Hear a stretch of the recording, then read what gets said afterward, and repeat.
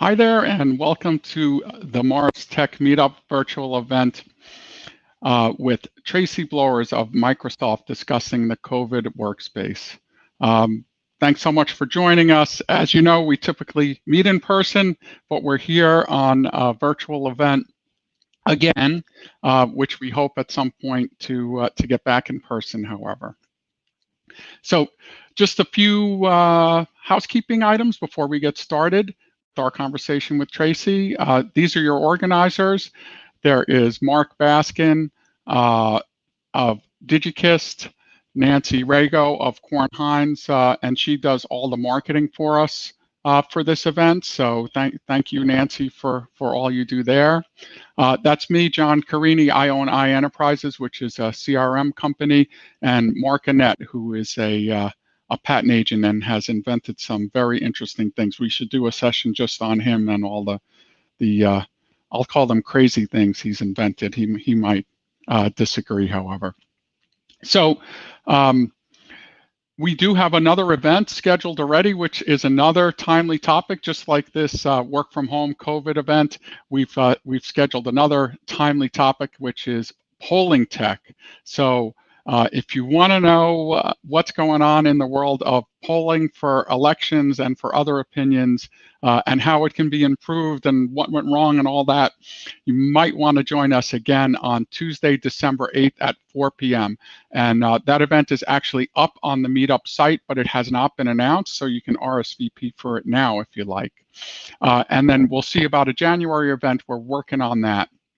Actually, Traci's husband Henry is helping organize that event. So thanks to Henry too, and thanks to Henry for getting Traci involved with this. So here's some resources that you should know about if you're in New Jersey and you're an entrepreneur or you love entrepreneurship. That's our site, which I'm assuming you guys all signed up at. We also are on Facebook, LinkedIn, and Twitter. There's the Fairleigh Dickinson University site. And again, we typically meet at FDU in a beautiful room there. And we appreciate everything that Fairleigh Dickinson does for us. In fact, the person who's speaking on polling tech next month is actually an FDU polling person. So they kind of arranged that too. So New Jersey Tech Weekly, I believe Esther's on from New Jersey Tech Weekly.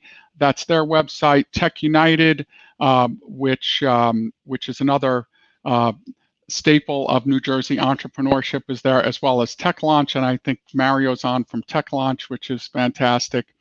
And we also love to promote our co-working space in downtown Chatham as well. So here's some of the logos and of our sponsors.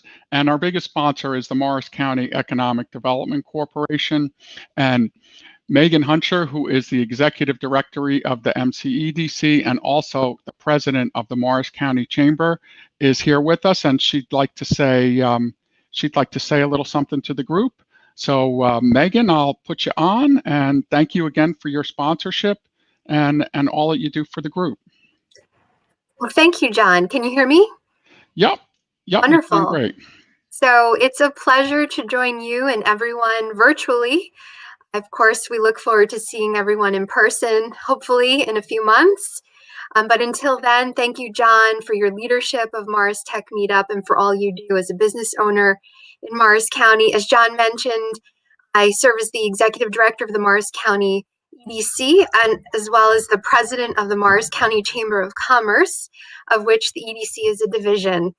So on behalf of the Chamber and the EDC, we welcome you, and we're glad to support and sponsor this event, as well as the other events that Morris Tech puts on, which is vital to supporting our entrepreneur ecosystem in the county and in the region. I'd also like to invite you to visit our website, which is morriscountyedc.org, to learn about all of the resources that you can take advantage of. And we're excited to again be cooperating with Mars Tech Meetup to put on Pitch NJ this coming winter, early spring. It will be virtual, but please stay tuned. It's a youth pitch competition that will be held at FDU. So thank you very much, John. Turning it back over to you. All right. Thanks so much, Megan. Again, we really appreciate your sponsorship and support. And We look forward to future meetings, yours and ours, as well as Pitch NJ, which we do jointly. So thanks again. Great. Thank you. All right, so moving on here. So our next speaker, which is our keynote speaker, is Traci Blowers, and she actually works for Microsoft, and she is a customer success expert at Microsoft, but most recently she's been involved in Microsoft Teams and the COVID workplace, if you will. And I will add Traci to the conversation here, and this will be this will just be a conversational dialogue between Traci and I. And there is a place in YouTube where you can ask questions, on Facebook as well, if you happen to be watching this on Facebook. Basically, if you put something in the comments of Facebook, it will, or YouTube, it will just pop up for us, and we will address your questions at the end. So without further ado, Traci, thank you so much for joining us, and we really appreciate you being here. Hi, John. Yeah, so maybe we can just start out, if other than being married to Henry, who's a friend, a good friend, what's your background? Maybe we could just start out there, and then we'll talk about this timely topic, if you will. Sure. I've been at Microsoft for 3 years now as a customer success manager, which is an awesome job. For the last 20 years, I've been in the partner ecosystem, in IT, doing everything from distribution to working with startups to working with ISVs to doing some consulting. So being at Microsoft for the last 3 years has been an interesting pivot on top of that 20-year journey. Yeah, and then Traci, full disclosure, like we go way back we were both IBM partners back in the day, and I've known Traci for years as well. I don't even want to say, but it's got to be close to 20, I would think. So, yeah, you've been around. It's amazing to think that. So, how long have you been involved with Microsoft Teams, I guess, is a really good question to start off with. Well, Teams just turned 3 years old. So as I was joining Microsoft, they were starting to really roll out the product internally and transition from Skype for Business to Teams inside of Microsoft. And for the totality of the 3 years that I've been in the customer success role, Teams has always been one of the services that I focused on in terms of helping customers to deploy and solve their challenges leveraging. But in the last 12 months, it's really amped up, as you might expect, given everything that we've been going through. And I actually didn't know that. We'll get in all the work from home COVID stuff into that in just a second. So is Microsoft Teams actually replacing Skype, or is it alongside of it? I know that wasn't on our list of questions, but it just came to mind. Well, there is an end of life date that's already available for Skype for Business Online. So those people who use Skype for Business Online do need to find a transition target, and Teams is the one that's recommended by Microsoft. For those customers that are leveraging the on-prem version, though, there is currently no end of life date. So we have customers that are running them side by side, and we have customers that are choosing to transition in expectation of Teams being the long-term solution. Cool. All right, that makes sense. And then, I guess you have to, the obligatory competitor in the space is Zoom. So can you give us like a brief idea of how Teams compares to Zoom, especially for people who haven't used Teams? Sure. Zoom is a great competitor. They have really helped a lot of people get the access they needed during this challenging time, and they've helped Teams to become a better product, in my opinion. In addition to being able to do, audio-visual calls and meetings, which is what Zoom is known for, Teams layers on the ability to add chats and to add co-authoring and to have app integration and really extend the value of the Microsoft platform platform through integrations that are purpose-built. So it's a great comparison side by side, I think, for customers to make and to take a look at and decide whether there's a tactical versus strategic play that they want to consider for either one of those products. Okay, very, very interesting. I know like Teams is certainly more of a product for like entire work groups. At least that's the way I perceive it. And I have used both. And I confess, I'm actually neither a Teams nor a Zoom regular. I use the Google products a lot, and then I love StreamYard, which is what we're using to actually broadcast this this session. But StreamYard is obviously more of a broadcasting platform versus versus a collaboration platform, that's kind of where I see Teams as really sitting. So Yep. Let's get into like some of the more heavy stuff here. So in light of what's going on with COVID-19, and especially the numbers that we're seeing now, like I've seen articles indicating things like the divorce and suicide rates are up. Everybody's working from home, obviously. Now, has Microsoft looked into this, and if so, like, what were the findings, and what are you guys doing with regard to helping people with let's call it the psychological aspects of working from home and being at our desks like we both are right now in our homes? Yeah, there's been a wealth of surveys done over the course of the last 9 to 12 months, depending on where you are in the world, right? Depending on how long COVID has impacted you. And a lot of the surveys have been returning very similar results, right? Whether you're talking about the big fours, or you're talking about the global systems integrators, you're talking about Forrester, you're talking about Microsoft. They're all pulling very similar results, and those results are showing us some really scary trends that we need to get our hands on. We're seeing the line blurring between your personal life and your professional life. People working much longer hours, in some regions, 25% longer work days. People working at night, people working on the weekends, people having expressions of burnout as high as 67% of populations expressing burnout. We're seeing a lot of concerns about the inability to juggle all that's being thrown at them, given the need to pivot on childcare on an almost daily basis, the need to help long distance relatives that you previously could have flown to see, but now you can't, the ability to predict the next economic downturn, right? So there's an awful lot of fear and uncertainty and doubt, a lot of anxiety. And it's interesting, people are consuming more and more technology.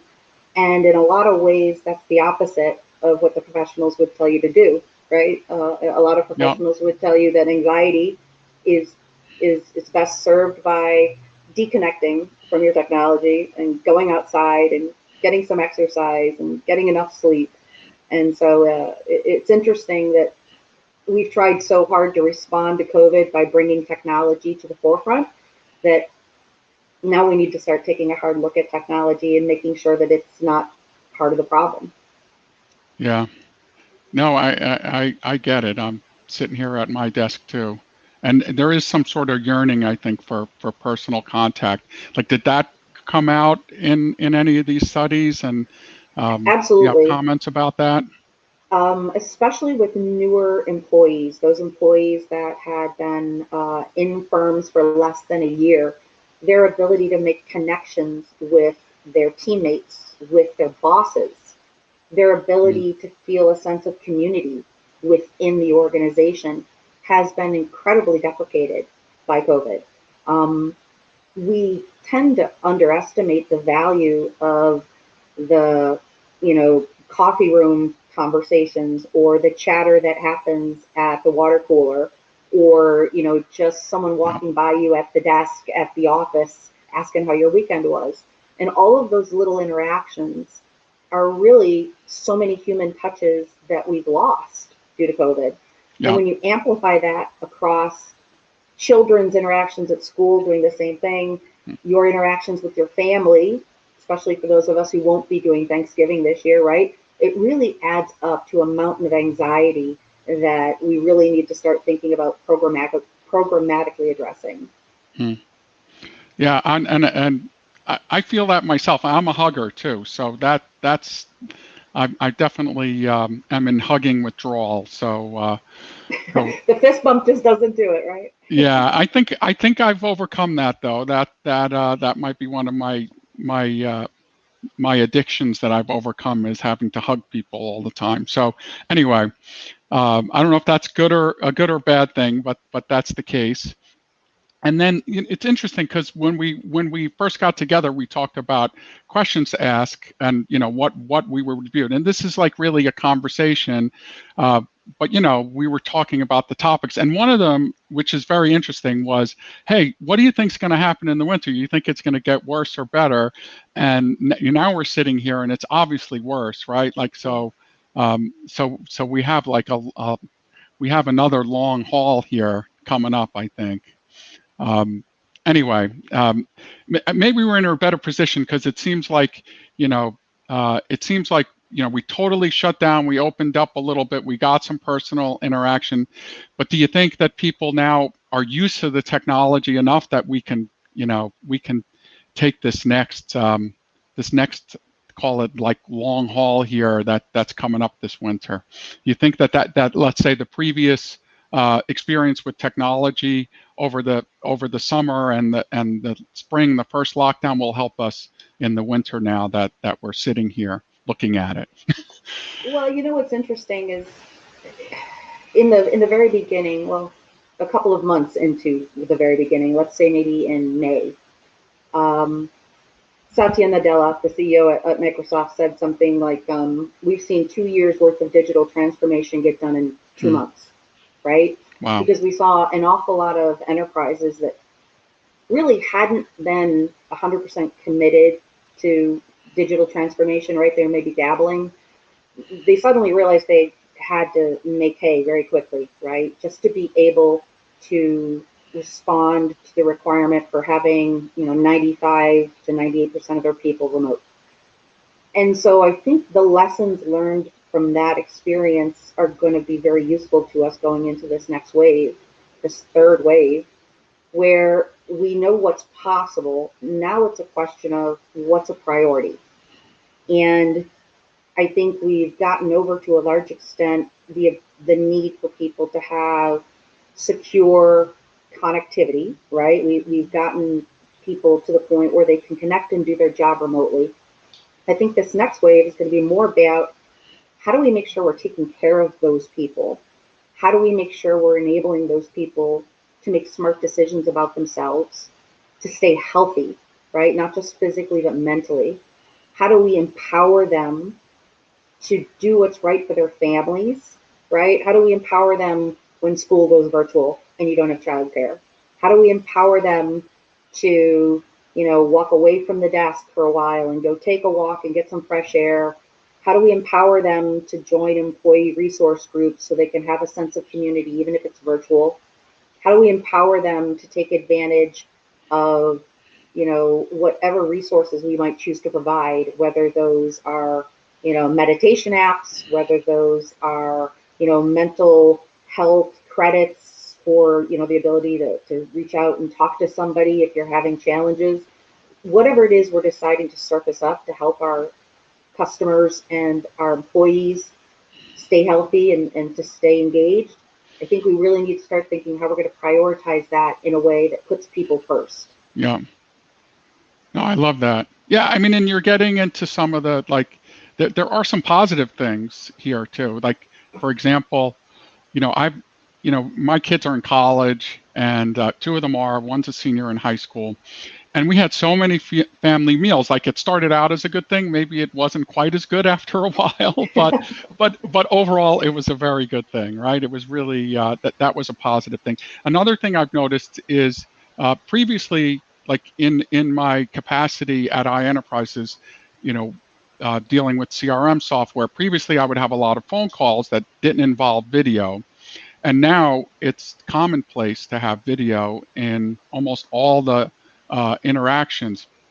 So it's actually more personal than a phone call, right? So at least that's my opinion. And I've noticed that when I have a video call, especially if it's some sort of sales situation, I have a video call with someone, and then I want to ask them a question a week later or a few days later.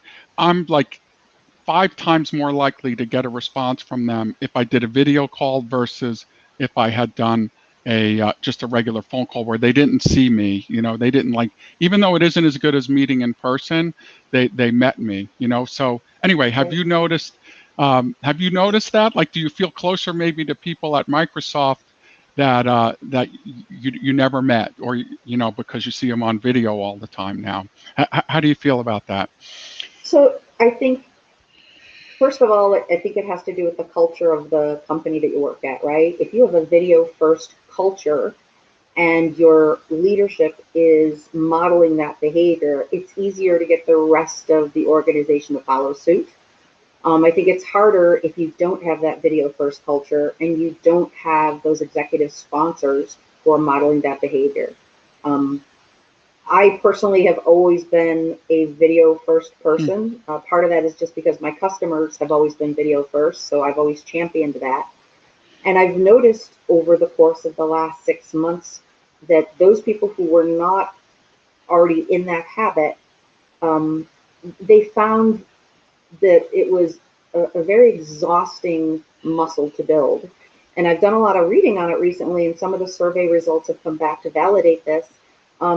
It literally is more work for your body to be on video for 8, 10, 12 hours a day than to not.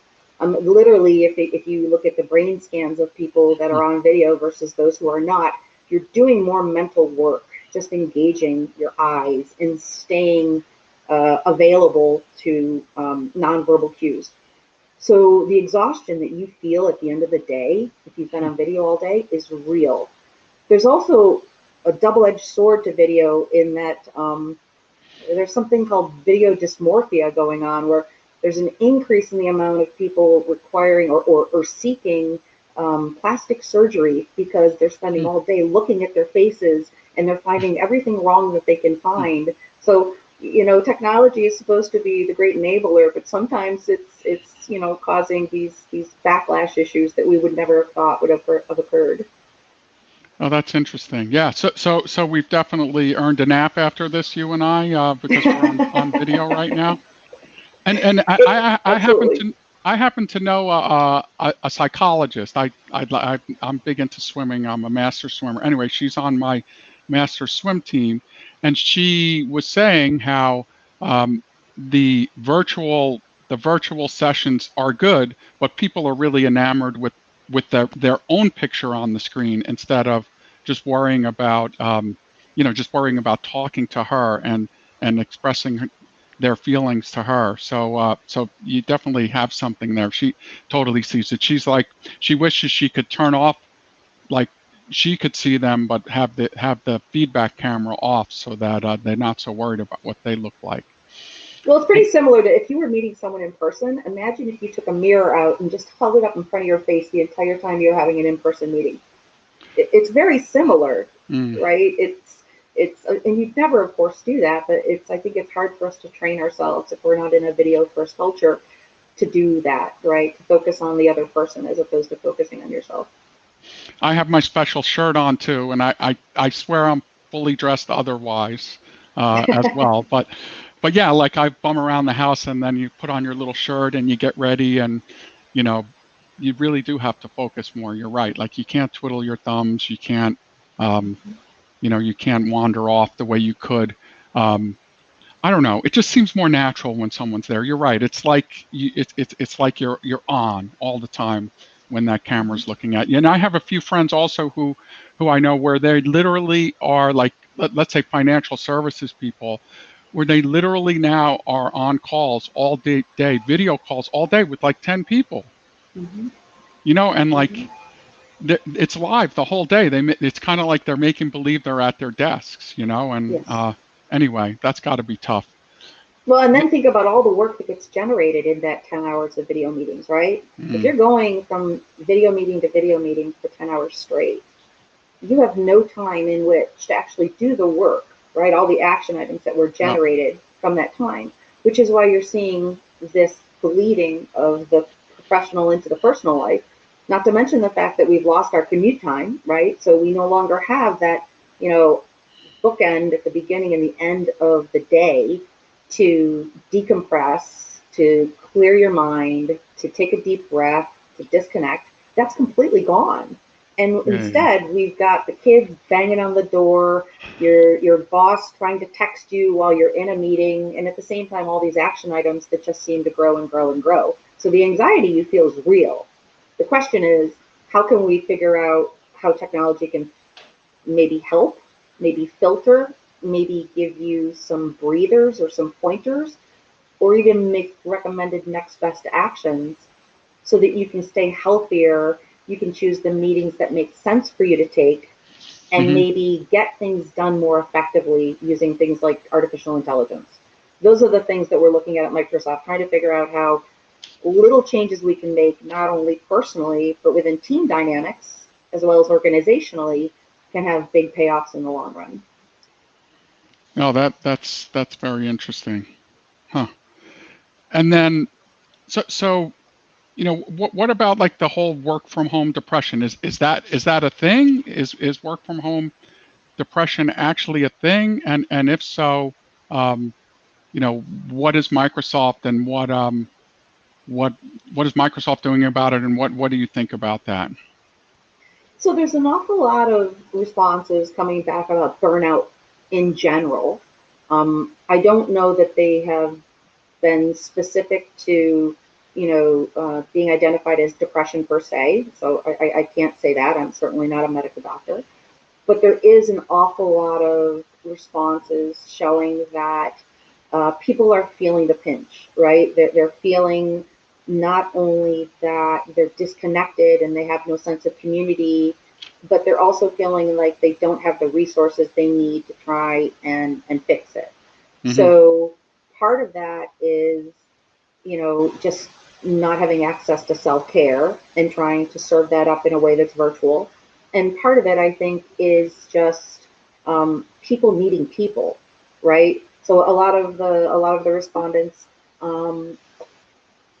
also recognize that the more time they spent with technology, the more often they let the workday go from 10 to 12 to 14 hours, or the more often they found themselves answering email at night or on the weekend, the worse those feelings of anxiety became, right? So the question that brings us then, what can you do to help give people those nudges to remind them to log off, right? Remind them to maybe delay send on emails so that as a manager, you're modeling the right behavior and they're not sending out emails at 11 o'clock at night. Because if you're sending out emails at 11 o'clock at night, you're sending the signal to your teams that they should be working at 11 o'clock at night, right? So how can we take advantage of the technologies to give us those prompts and to remind us to make space for us to go and breathe and be human and not always be on?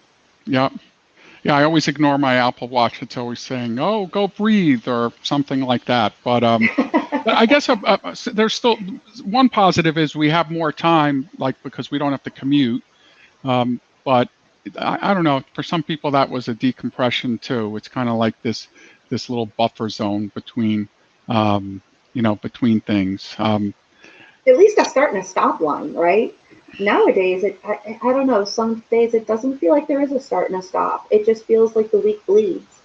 And, if you're really strong and you've got really good habits and you've built a great process by which to manage that, then that's great. But if you haven't built those processes and you haven't built those muscles, then COVID might be really taking advantage of you and really roughing you up. So the question is, what can you do in this next wave differently? And one of the great things that we're looking at is the ability to use data to help you figure out where there might be a problem, help you to investigate the problem and look at some recommendations about how to fix it, and set a goal, and then start, snap a baseline and trend over time to see how you're doing against that goal so that you can truly form a habit. And so it's a great way that data is being used from the digital exhaust of, consuming a SaaS service, and turning that around to benefit the individual as a human being and not just, as a worker. Yeah. Oh, that's interesting. Something that I've been doing for several years now is I sort of reject the whole meeting culture, and I do everything I can to have as few, like, call them blocked times on my calendar as possible. So if I have like a one-on-one, let's say somebody wants to have a one-on-one with me, unless like they're my biggest customer, I'm not going to let them actually book a time for it. I'm just going to be like, I'll tell them, hey, like, text me and I'll always try to make time for you, or something like that. And what that does is it kind of frees up your calendar, and you can react to things instead of having like because sometimes I'll have a meeting, and like there's like a cascading effect of 10 things before that meeting, and then you get to the meeting and the person's not there, like, and you're like, oh my goodness, like, my kids had to go to school early, my wife had to do this, all these things happened, some other customer got preempted or something like that. So anyway, I started that a few years ago, and I've noticed it's helped a lot in this whole situation too. Like I just try to say maybe I'll have 2 video calls a day max. I just won't have more than that. Like if I have to one day here and there, it's fine, but then at least I have time to do the work and also the play in between, if you will, right? But I guess not everybody has that luxury, I think, like, because they're just getting bombarded with these requests. Well, it's true, but I also think that now is a great time to start building a new habit. And one of the best practices that I've seen come out of COVID from my peers and my managers is being very intentional at the start of your week about setting aside what we call focus time, which is at least 2 hours of uninterrupted time that you are going to time box on your calendar on a daily basis, so that you can make sure that you're giving yourself the time you need to get things done uninterrupted. And to your point, being very protective of your calendar and recognizing that, out of all the other potential resources that you might have at your disposal, time's the only thing you cannot get more of, right? So you have to protect that in a almost fanatical fashion. One of the other things that a lot of my peers that I've noticed have been doing lately, and I've started to try and do it, is if someone asks me for an hour meeting, I make it 45 minutes. And I give myself 15 minutes to get up and stretch and go for a walk and have a glass of water and just, shrug my shoulders and, shake out my hands and just try and be kind to myself as a human being. Yep. And like there's hour-long meetings that I swear could be done in 10 minutes, but yet another classic one is when you have a meeting and then you're missing like the decision maker or something. Like you just don't have that meeting, right? You just that's been my experience, and I used to get in trouble for that when I worked for larger companies. I would get in the meeting and I'd be like, "Hey, is everybody here that we need to like make a decision?" And it would be like, "No," and I'd be like, "Okay, see you later." Well, and that's going to become even more challenging and more problematic as we move to this next stage, which is going to be hybrid, right? At some point, a certain subset of the population is going to go back to the office, and a certain subset of the population isn't. So we're going to have these 2 communities, and for the foreseeable future, right? Because there's been this mass exodus of talent out of urban centers. So now a lot of people are going to be remote for the foreseeable future. So you're going to have this hybrid thing going on. Figuring out how you decide who goes to the office and who doesn't in and of itself is a challenge to overcome, right? Yep. Using data to make those decisions and having transparency in that decision-making process so that you remove the anxiety from the people that are being told to go to the office. Making sure there's a mechanism for you to be able to understand who's where and that there's adequate protocols in place, not only from the user, but for management and the site leaders and security. And then to your point, making sure that if I'm remote and you're at the office, that we're still able to efficiently and effectively meet and get things done. Because if we're just meeting for the sake of meeting because it's on the calendar, and we haven't figured out a way to bridge the new hybrid that exists, we're just going to lose a lot of traction. So yeah, there's a lot of work being done there right now to try and figure out how to bridge the divide between those people that are never going to go back to the office and those people that need to go back to the office. Yeah, and then the middle group, which is sometimes, right? That's right. That seems like a good compromise to me. Like every once in a while, it's nice to go back to the office. And I am a person who, like, I had an office, and it wasn't.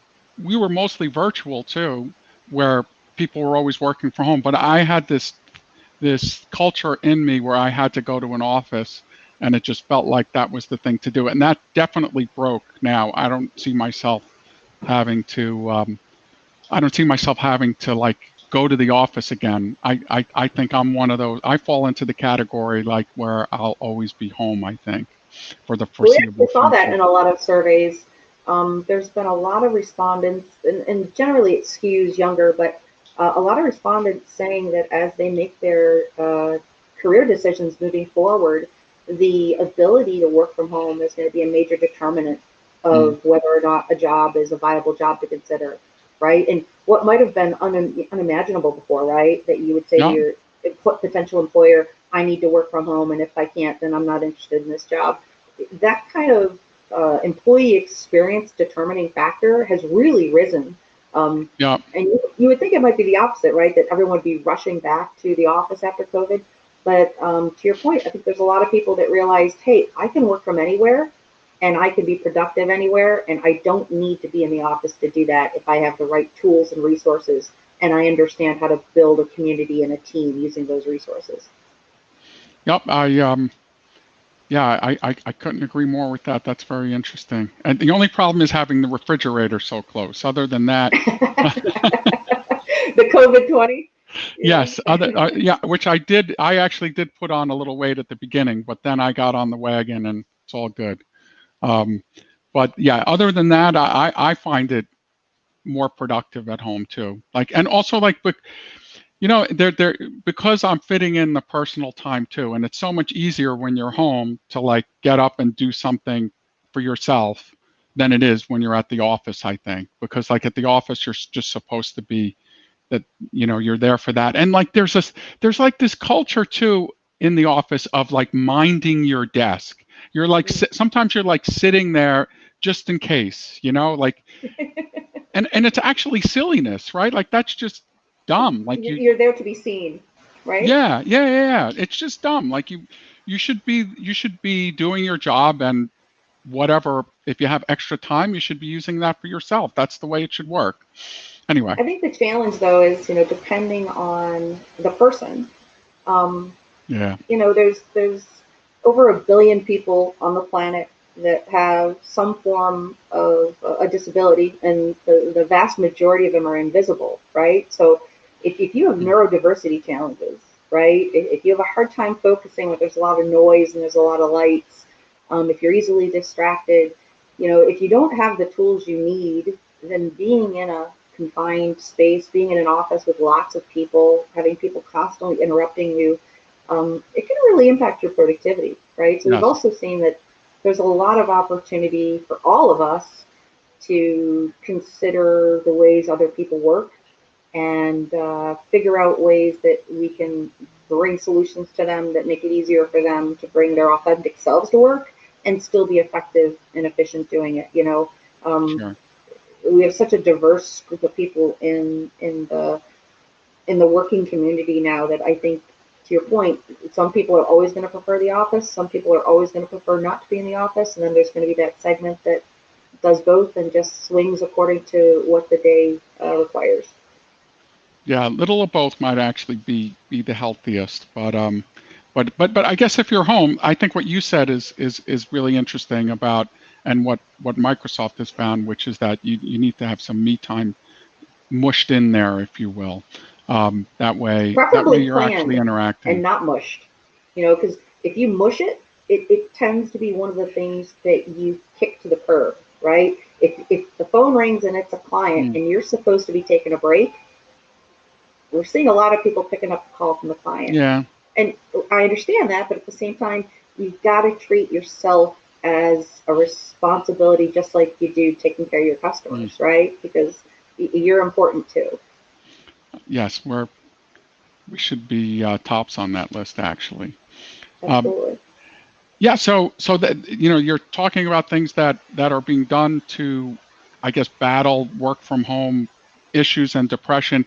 Are there like programs and things at Microsoft that specifically address that? Like, what if I'm in I feel like I'm in a bad place and it's really become a problem. What should I do?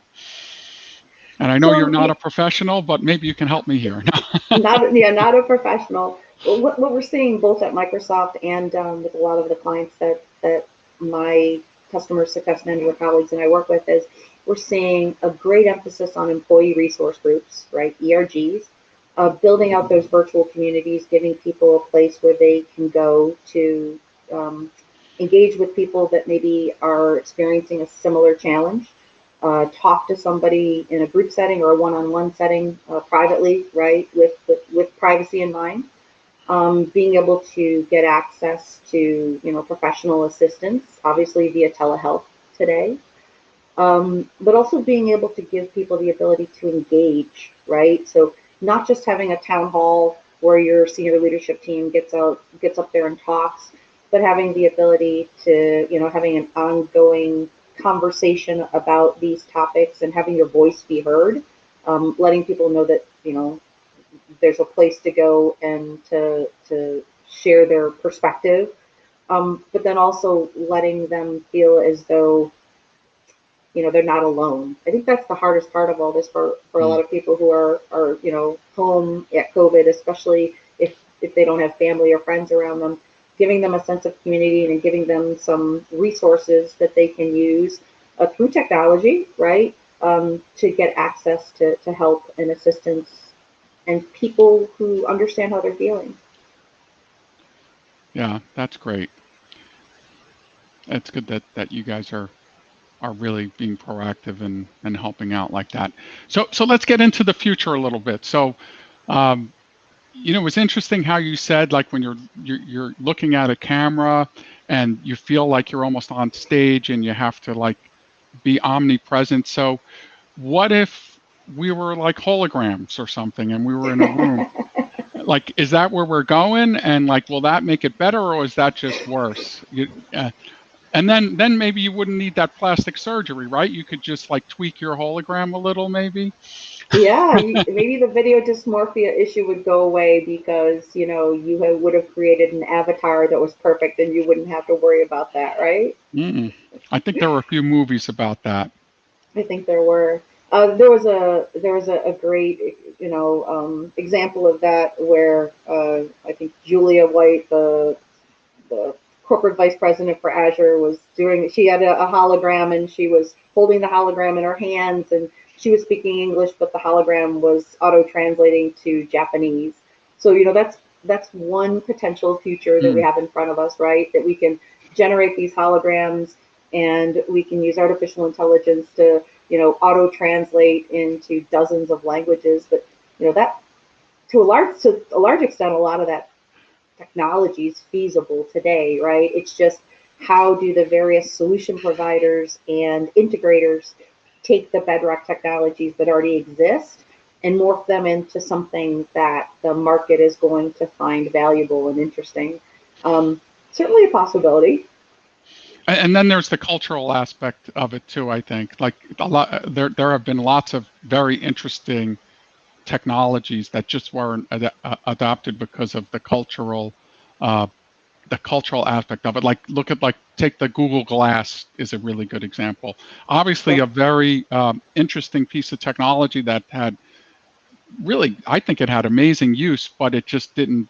In my opinion, it wasn't accepted culturally, right? And that's why it failed. So maybe holograms won't be accepted culturally. I know that's really out there, but that's certainly an aspect to this. And I think it really depends on what it is we want after this wave, right? To your point, if we're all going to be locked down till, I don't know, I think you said Broadway was coming back, the lights were coming back on not before June. Come June, what do you want? Do you want a hologram, or do you want a way to be able to go and sit in a seat at the at a Broadway theater and be able to see real live people, right? So You I think a convinced lot me. of that gets decided by the consumers. What do they want? Yeah, the true human interaction obviously is super important, as you have mentioned several times in this conversation. Yeah. So anyway, like it is interesting though, because culturally, I don't think we were ready to go crazy with video, but like now we are. Like video's just everywhere, and so and and it's not necessarily a bad thing, as I mentioned. Like, and you know what? Interestingly, I have a friend who's in Brazil too, and I have never, he comes back to New Jersey every once in a while, and we meet up. But when this thing hit, I hadn't talked to him that much since high school. It was like we were on like Zoom all the time, so that was kind of a positive thing as well. So, what else do you see in the future though? Like, what's going to happen with Teams? Um, and Well, there's so much happening right now. You know, the thing that I find most interesting that I'm seeing with the majority of the customers that I'm working with is this integration of all of these disparate systems into one user interface, right? Instead of opening your email and then opening, a Word document and then opening a chat platform and then opening a calling platform, having all of this in one UI, almost in the form of a cockpit, and having all the integrations for all the icons, for all the things that you need to do in your day-to-day work, and having it be almost seamless to the point where finding things isn't a distraction, being able to move seamlessly from one call to another meeting, to another email, to another, thought bubble that you need to do a mind map on, isn't a chaotic up and down motion. And we're starting to see a lot more automation within that process that takes a lot of the manual effort away from people and allows people to focus on the things that AI can't do, right? AI can't do creativity the way humans can do it. AI can't do emotion the way humans can do it.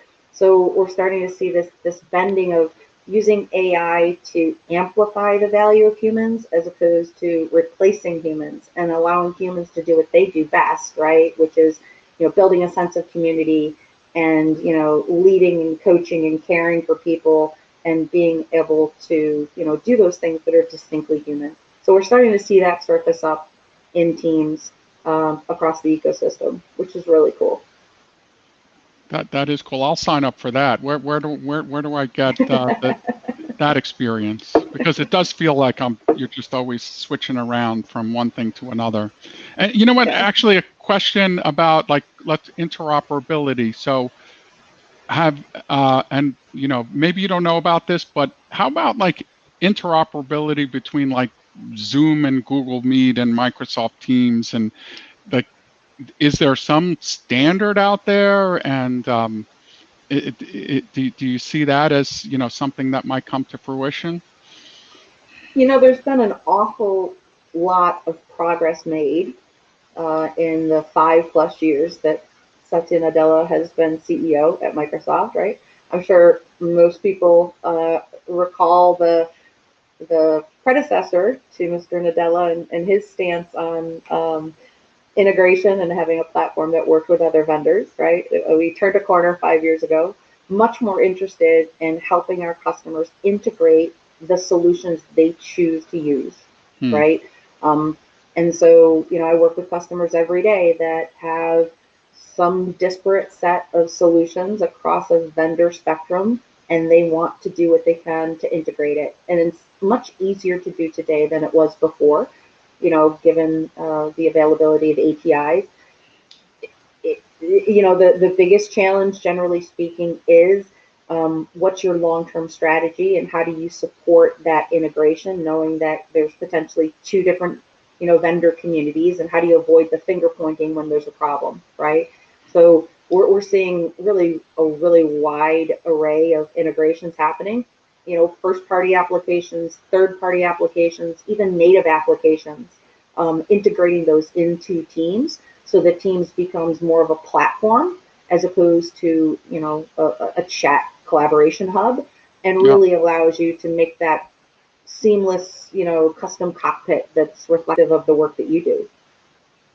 That's great. And I've noticed that about Microsoft too. I remember a time when it was like you either had to have everything or you didn't, and now, and we actually build, we're a Microsoft partner. We build technology that integrates with Dynamics, and they let you build it any way you want it. You want to do it in Node, that's fine. You want to do it in Visual Studio, that's fine too. So, I've certainly noticed that, and I've noticed that it's like a cultural change too. So he's done a great job, I guess, really pushing that down. You're just not expected to have the whole stack anymore. It's whatever you want. So hopefully that'll happen. You could almost look at it like, obviously the cell phone, like all the phone carriers and everything, they all worked out interoperability. So it's going to happen someday.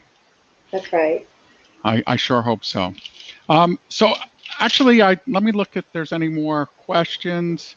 How about do you think kids in the background and cats in the background and dogs in the background? Do you think we'll have to have fake ones walking around because that's just the norm now? It's amazing.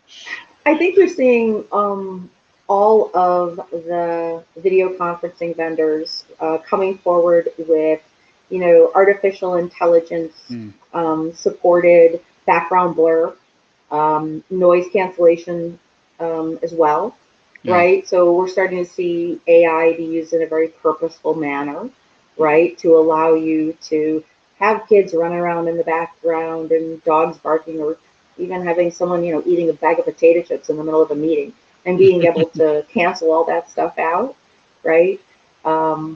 I don't know. Do you think we'll need to have dog and cat avatars then if we're going to go in that route in the future? Well, I like the AI. You think it could cancel out bathroom noises and things too? I know. I sure hope so. That actually sounds like the holy grail of audio AI. I think would be to be able to do that. Sorry, I went there, but anyway, that's all right. it's still rated G. We're still rated G, I think. Anyway, I think we're going to wrap up. But anything else you see in the future that you want to bring up and mention, and maybe again, what do you see after the pandemic, and how is Teams and Zoom and all these technologies, what's going to happen next with them? So after we get past this recovery phase, right, depending on where we're heading. I like the positivity. Well, there's some uncertain water in front of us, right? So we're going to get past that. Then there's this reimagining of what's coming next. That's how Satya describes it. And I think you're going to see a real acceleration, that these people that previously were reluctant about digital transformation, now that they have been forced to invest in it just as a means of, getting through COVID. Now the question is, how do they take what they learn and accelerate forward? I don't think the genie's going back in the bottle. You can't go back to the way it was before. So it's going to be interesting to see what lessons we can glean from the experience that we've been through, and how that alters the trajectory of the future, right? How quickly are we able to harvest data in a way that helps us make, data-driven decisions, not just about COVID and health and who can go to the office, but how do we then extend the value of that data into other decisions that we're trying to make today? How do we make that data-driven decision-making democratized, right? How do we push that down into the hands of the average user? And how do we get it to the point where, the computer that we carry in our hands, that supercomputer that we call a cell phone, how do we get it to the point where we can serve that up in something that typical users can take advantage of, right? And I think you're going to see that commercialization of those data-driven insights really start to come to the forefront as businesses come out of the trough and really start figuring out how to leverage what they've learned for revenue.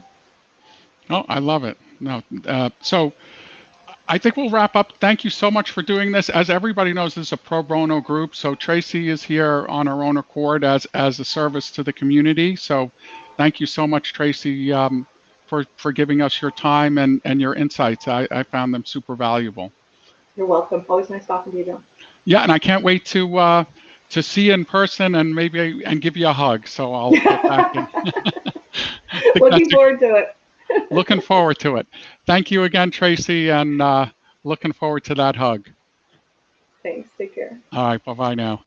All right. Just hang on one more second, everyone. I know there were a few problems with the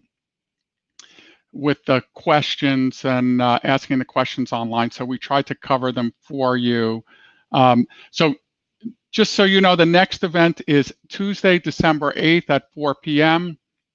And it's polling technology, and Richard Higgins of FDU Public Mind, which is the polling arm of Fairleigh Dickinson University, will be on the call, and we'll talk about, margins of error and why the polls in 2016 and 2020 were what they were. Without getting too political, we will discuss all that. So this should be a really interesting event, especially given current times, if you will.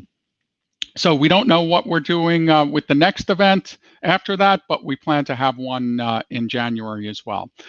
We hope to see you all there. And what we'll do now is we'll end our live broadcast, but this broadcast will be on YouTube and on Facebook. If you missed any part of it, please go back and view it again. And we very much look forward to seeing you all live in person when we're on the other side of this, which, as Traci said, we are in the recovery phase, so it's coming. Thanks again, everyone, and have a fantastic evening.